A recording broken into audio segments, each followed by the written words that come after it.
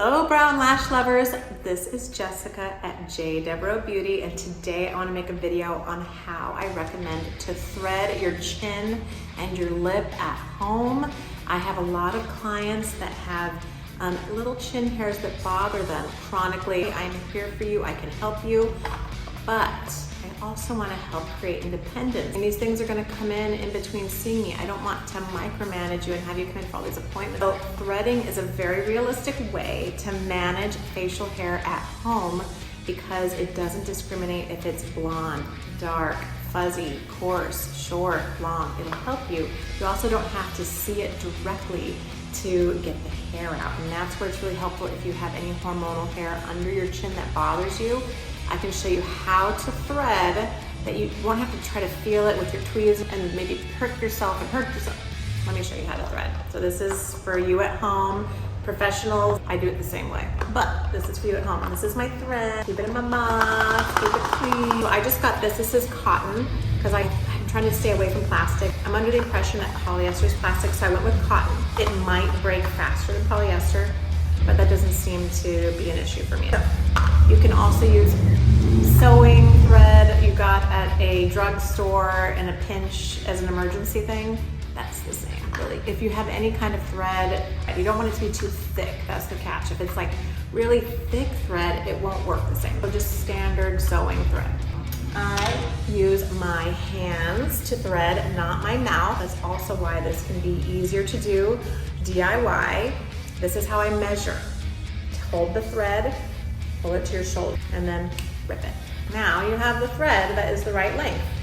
Now, make the ends match. You wrap it around maybe like one, twice, and then you roll it off and pull it. Now you have a thread.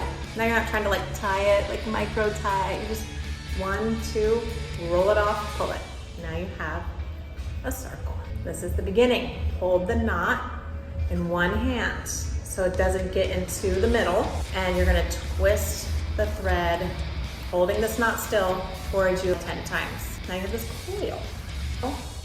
Coil, you're basically doing cat's cradle. You're making this figure 8 go back and forth. This is how you remove hair with thread. So low tech. So basically, you're moving the thread this way, you move the thread that way. This way, that way, this way, that way. So you gotta open one hand and close a hand. Open, close, open, close. Now the idea is this little triangle is if you wanna remove hair over here, you have to put the hair you wanna remove in that triangle and then move it toward the hair. You wanna remove a hair over here, put the hair in this triangle, move the coil over there. And the idea is this triangle comes up to the hair, and as the coil twists it, it tweezes it out. Now, this is why you can DIY. Your chin, for the most part, as long as it's somewhat firm, you can't have tissue paper skin that moves a lot. That's where it can be dangerous. So this is for anyone who has skin that they can keep taut, because this could pinch you if it moves. So just for the chin, this is amazing. I'm gonna put this underneath and open it. Oh, there's so many little fuzzes. I'm a dandelion. Run it across my chin. Run it across my chin. And you basically are opening it to get the hair, and maybe pulling it off and opening it for the other way to kick all the fuzz out. Opening it this way, take it off, kick all the fuzz out. And I could have done all those little fuzz guys.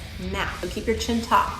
You can go underneath to your heart's content, and then you won't be pinching this tweezer at yourself and managing little hormonal spots that you can't see as well or might be white. Hopefully this helps with that. Now with lip, it's painful, but if you really want to, I'll show you how. Make faces, you want tight skin. So maybe it's tight lip. Maybe it's lollipop under the corner.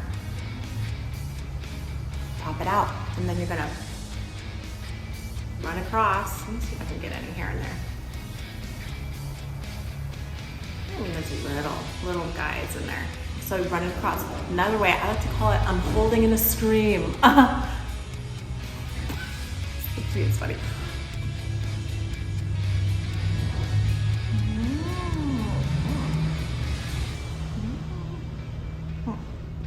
Sound effects are optional. That's how I recommend doing it, under the nose. Just make the skin tight, okay? And you're gonna move it toward the hair. The hair is over here.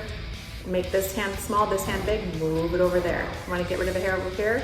Make sure this hand's small and coming toward the hair. So I really think that this is something you can do at home that can help you manage hair in a very low tech, low pinch, low cut, not having ingredients, not having heat. It's disposable. It can help with breakouts. Sometimes waxing, it's the heat that might make the skin react. The how you pull it away can maybe have to break a capillary or make a little hickey mark. So this is one method, not the only, but one method. I often talk to my chin people about this. One thing to keep in mind is there's a little bit of pressure. In the beginning, you might be like scared and you're gonna stay kind of far away. And essentially you're like pulling on the edge of the hair. That might break it more and hurt you. And you'll know that you broke it because it'll feel like there's stubble there within, I don't know, a week.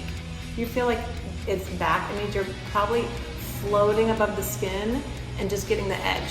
So that's how you would know to put more pressure. You wanna see it kind of get in the skin. Like you wanna see a little bit of it pushing on you. You wanna stay flush to that base of the hair, really get under that center of gravity, not float around the tips. So if you see hair, if it feels like you did it and then within 7 days it's back, you probably broke it. If you did it, you felt pressure, you got at that base of the hair, twist it out, it'll give you longer than a week. I hope this helps. Thank you. Like you can use that at the end. Okay. Dandelion. Rawr. So